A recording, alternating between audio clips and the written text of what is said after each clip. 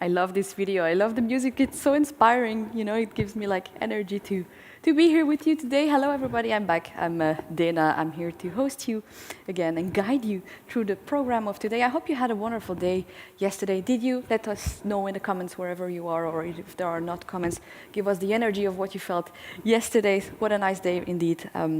We had keynote speakers. We had a panel. We had Evelyn Huttebroek. We had Meirem Almachi. We had Raja Mawan, we had a beautiful, amazing moderator, Mélanie Vogel. We had amazing speakers, politicians, journalists, and then we also had Vula Tsetsi and, of course, Annalena Baerbock. What a day. I'm super honored to have been there, you know, to be able to say I have been there. So look, maybe I will write it on my CV.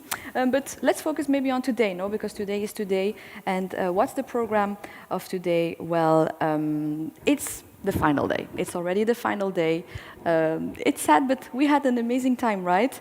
And so it's the final day of the 33rd European Green Party Council. The third time we do it online because you know why, right? Yes, I recycle my jokes, but it's the Green Party, you know, it's okay to recycle. So this morning, you had the vote on the resolutions that took place today, as well as the elections. You can find all the results about that vote on the European Green Party social media, of course, right? There was also like a set of parallel sessions of which you can find the recordings on the website. They were about different super interesting topics.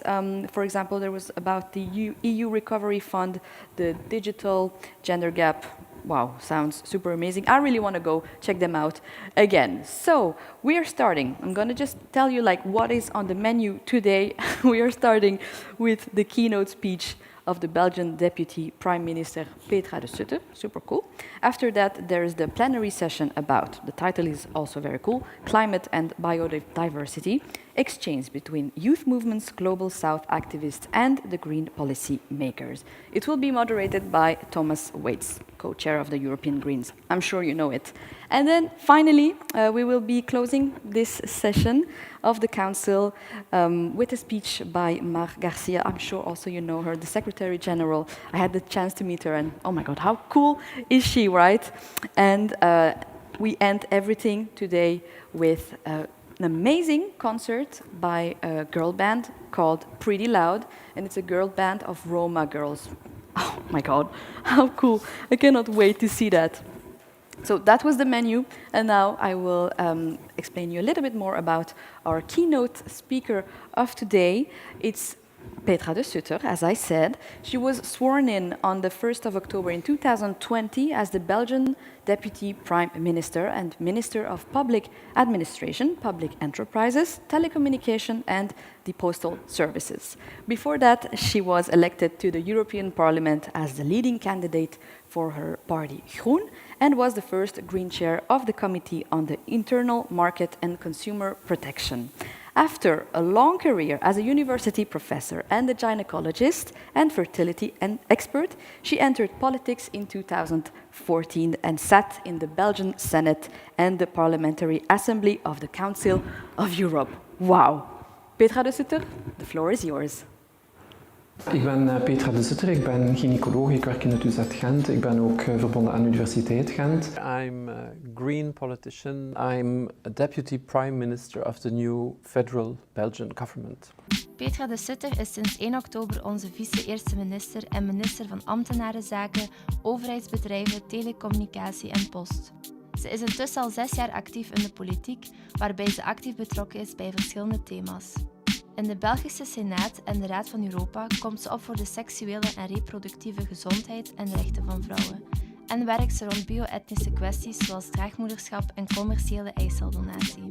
Daarnaast zet ze zich ook in voor een socialer Europa en de bescherming van vluchtelingen en mensen uit de LGBTQI+-gemeenschap. Voordat Petra actief werd in de politiek, werkte ze als gynaecologe en fertiliteitsspecialist. Ze wordt hier geconfronteerd met patiënten die gezondheidsproblemen hebben door schadelijke stoffen in onze leefomgeving. Ze besluit om zich aan te sluiten bij de ecologische partij Groen om deze problemen aan te pakken. Als vice-eerste minister zal mevrouw De Sutter waken over de groene lijn in het bredere regeringsbeleid. Haar authenticiteit en Dear friends of EGP, I'm very happy to stand before you today, although it's in an online meeting and I feel a bit trapped in a box, but I know that you're all watching me behind your screens, and that's very good. I just hope that very soon we'll be able to see each other again, like, you know, in these huge gatherings that we are used to, and to have the debate that is so dear to us at EGP. But it will be for very soon, I hope. Let's go for it today. I was asked to say something about my experience in the Belgian government, and I became a minister the 1st of October last year. This 1st of October, I took the oath before the king. You should see it there, and it goes like this. I promise loyalty to the king and obedience to the constitution and to the laws of the Belgian people. You see that I memorized it well, because even after 8 months, I still remember it. Finally, we had a government. We had negotiations for 17 months after the elections of May 2019, imagine. All parties did not get along to find a majority before we entered the game. And I can say after these months of the federal government, where we are part of it, after almost 20 years, by the way, we really make a difference. When you take an oath like that, it's like when you're on your deathbed. You see the film of your whole life before you. Because, you know, I didn't become a minister just like that. I am a medical doctor, a gynecologist, professor at the University of Ghent. In 2014, I entered politics, first the Belgian Senate, the Parliamentary Assembly of the Council of Europe. And then in 2019, I was elected into the European Parliament. And, you know, suddenly entering a government, you know, gives you feelings of pride, but also of great responsibility. You go to the royal palace and all that, and it's really something very impressive. But I realize also that I have a duty, and I'm building on the work of others. And, you know, one of my favorite politicians is Simone Veil. I hope many of you will remember her. Has been president of the European Parliament and very instrumental in the fight for abortion in France. But another giant for me was Bart Staes, and I want to mention Bart here because he brought me into the European Parliament and we worked together for so many years. But now I have taken up responsibility in the Belgian government, and this is quite a different story. The Vivaldi government, as we are called, is consisting of 4 political families: the Social Democrats, the Christians, Christian Democrats, the Liberals, and the Greens. And here you can see our government: 10 men and 10 women. And I say that because I'm particularly proud that we have perfect gender parity in this government. But this is thanks to the Greens, because we are 5 ministers, 4 and 1 state secretary, and we send 4 women and 1 man to the government. So thanks to us, we have this gender parity in the Belgian government. We have been working hard on this government coalition, on the agreement that we wrote. We really held the pen, and I will give you some examples of this. In this government, we are 5 ministers, 4 ministers and a state secretary, and I'm proud to present on this slide my 4 colleagues. Zakia Katabi, who's the Minister of Climate and the Green Deal, and I don't have to tell you how important that competence is today, since we are really in the middle of this green transition, getting us out of the recovery after the COVID crisis. So Zakia is instrumental for that. Tine van der Straten, Minister of Energy. She's not the one that just will take us out of the nuclear. She will invest in renewable and really make the difference in the energy transition. Georges Chilquinet, Minister of Mobility. He's putting people out of the cars into the trains. I'll come back to it later. And Sarah Schlitz, the State Secretary of Equal Opportunities and Inclusion. She's fighting for women's rights, for LGBT rights, for all minority rights. I'm very proud to be part of this group of Greens in the government. Let me give you some examples. We've been now in government for about 8 months, starting the 1st of October. What did we do? We changed the Belgian federal target for CO2 emissions by 2030. We raised it to 55%. And you will say 55%, it's not enough. Believe me, it's historical for the country of Belgium. And we still have to convince the regions to be along on this journey. The second thing that we did was really putting a stamp on the projects that we put forward for the European recovery plan. You know, we got a lot of money for the recovery to get us out of this crisis, which is a socio-economic crisis, but we have to use it in the view of the green transition. Well, we made sure that 50% of all the projects are green projects, and we are only 25% in the government. So we convinced the others to submit green projects, and they did.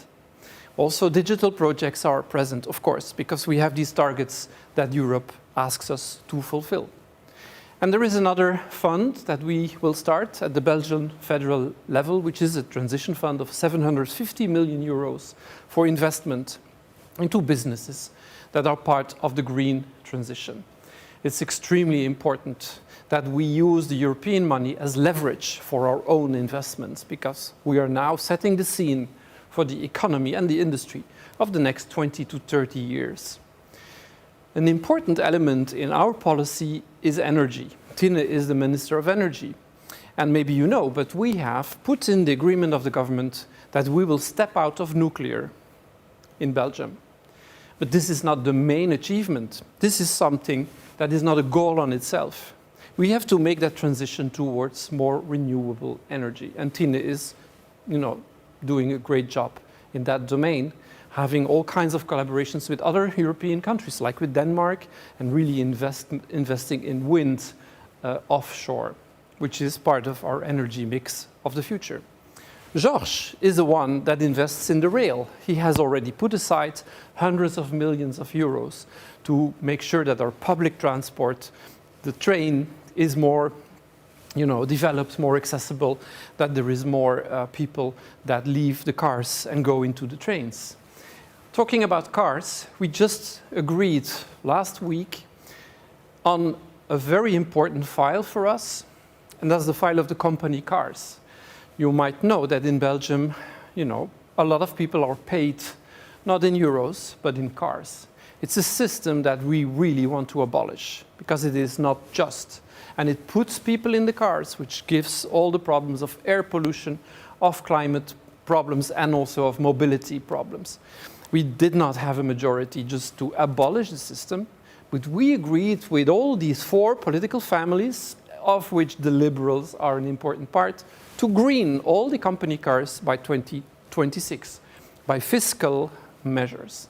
And we really see this as, an accomplishment of the green politicians in the federal government. This is really something important for us. That means that we really show that having Greens in government makes a difference, because we are determined, once we really want to go for something, we do. And here you can see a picture of the government in the first days, the starting days. You see 20 people around the table with the plexiglass walls. It's not very comfortable in COVID times. Usually we have meetings online. But this is also the table where we have a lot of fights. We really, you don't want to know what a battlefield that sometimes is. But we're still succeeding in finding compromises, even if it's at 3 o'clock in the morning, and get out with a common vision, a common conclusion or solution to a problem. And this is holding the government together. This is, I think, how it should be in a coalition. We have been busy controlling the pandemic. I don't have to tell you, we had a second wave in October. That was the first thing on our agenda. And we had to manage that together with all the other political work there is. We are really running double shifts, not only us as ministers, but all the collaborators in the cabinets. And I want to thank them for that, because it should be mentioned. But with Sarah Schlitz in the government, the State Secretary for Equal Opportunities, we have been fighting for equal opportunities for everyone. And she had already made a difference. She has started an anti-racism program that has been stalled for 20 years. She's reviving it. And she has a very transversal competence, which means that in all our policies, she's watching, she's present. The Greens make a difference in government. Healthcare. I don't have to convince you how important health is to the European citizens. Well, the healthcare system in Belgium needs to be strengthened. We have to invest. We have had decades of privatization of the healthcare sector, which is a very bad evolution. Now we have understood, because of the pandemic, that we have to invest again in healthcare. It is important for our citizens. It makes a difference. And you will get that if you put Greens in government. Finally, equality. The fight for equal rights for women and men, for people with a disability, for refugees, for LGBT people. All over the country, we are taking them aboard, leaving no one behind in all our policies. This is in our DNA, and it is extremely important. Having Greens around that table makes a difference.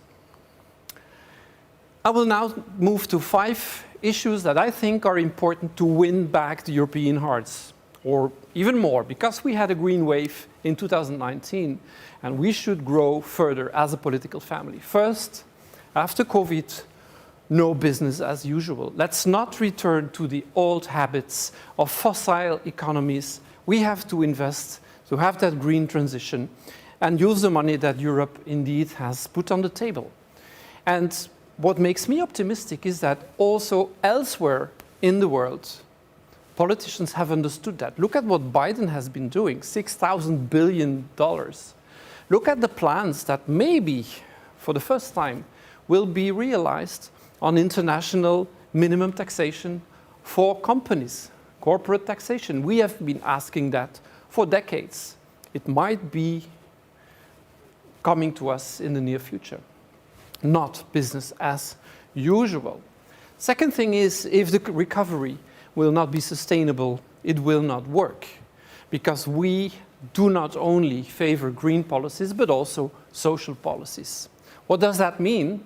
Well, people that are suffering most from the crisis are always the poor, people living below the poverty level, people that really need our special attention, the most vulnerable people. If a policy is sustainable but not social, it's not a green policy. And we can give some examples. If we look in the energy transition field, there is something like energy poverty. We have to think about people that cannot pay their bill. If we talk about the digital transition, fine, it's perfect. I'm all in favor of it. Let's not forget the people that are risking to be left alone. Nobody should be left alone. There is something like the digital divide. We have to take care of that.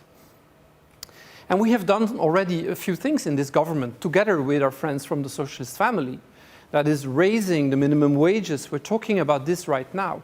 We have already raised the minimal pensions. So social policies are part of one and the same undivisible policy, which is our own green policy, sustainable and social. Third, to win back the hearts of the Europeans, let's invest in health. Health is our greatest asset, and the citizens know it. Let's look at the root causes of the COVID pandemic. Let's make sure that another pandemic is not following in a few years, because we have destroyed the biodiversity, wildlife habitats, and really screwed up our relationship with nature.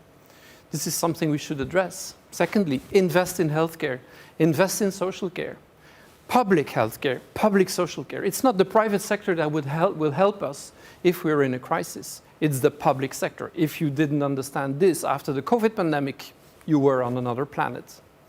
Third lesson regarding health, you have a chain. Well, the weakest element of the chain will determine the strength of the whole chain. We should strengthen all the healthcare sectors in the European Union, make sure that all the healthcare sectors are strong enough to be resilient in cases of crisis. We should have solidarity with other member states in Europe, and of course with the rest of the world. And I can talk about the vaccines and the patents or compulsory licensing. We have to do more than what we're doing now to make sure that the rest of the world has also access to vaccines, because we'll only be safe if everyone is safe, right? Fourth, inclusive policies. This is in our DNA. We have to take care, I said it already, for vulnerable people. If there is gender inequality, we should fight to have more women in important positions, in politics, in businesses, wherever. Let's destroy the glass ceiling and all the barriers that are out there so that people can have work-life balances as we think they should, and men take care of household work as much as women, so that they can also invest in their careers. And there is so much more to be said about gender-based violence and sexism and so on, but I don't have the time for that. Let's fight racism much more than we do now. This is in our DNA. People should know that. If there is a problem of this kind, turn to the Greens.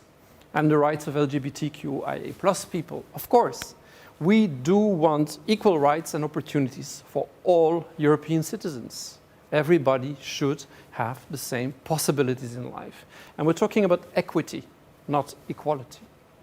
In our government in Belgium, we're doing that, I already told you, in a transversal way through the competence of Sarah Schlitz. And maybe going back to the 1st of October, when I became a minister, not a single Belgian newspaper or news site mentioned that I'm a trans woman, that I have my personal story. Politico, after a few days, published a paper saying, it's strange, in Belgium nobody's talking about that. After that, all the countries in the world were talking about it, of course. But this is the society that we have to build together, create equal rights and opportunities, put legislation in place, and also work on the minds and the hearts of people.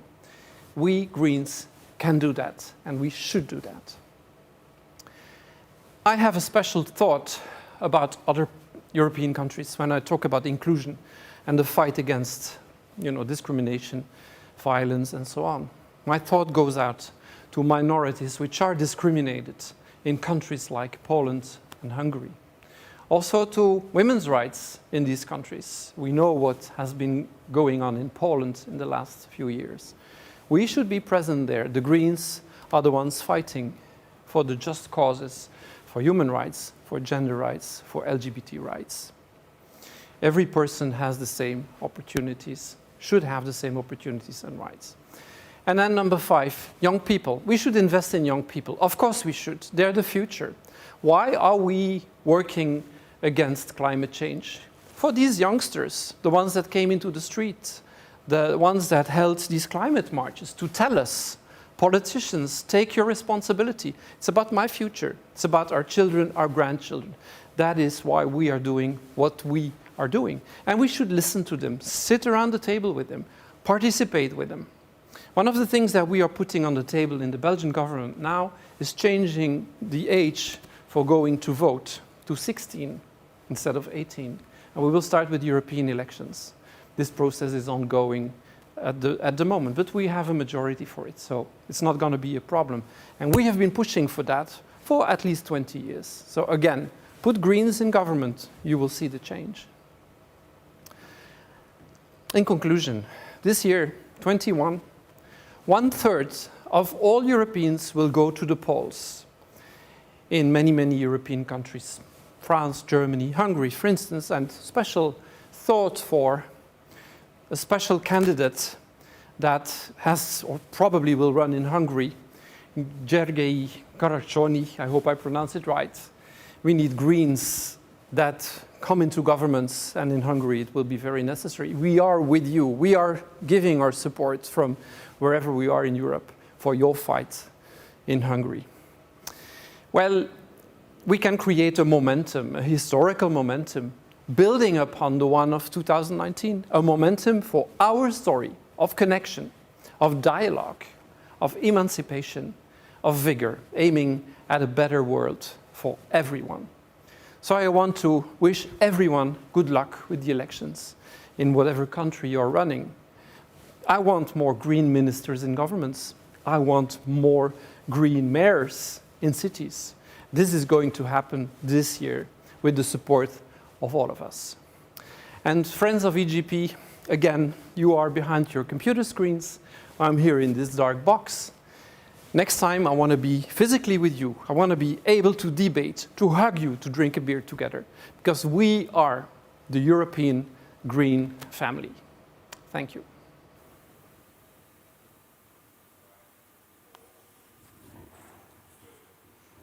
Yes, round of applause for Petra De Sutter for these super inspiring words. I'm sure you're all applauding behind your screens, but here I'm just here, not hearing your applauses, but once again I feel them.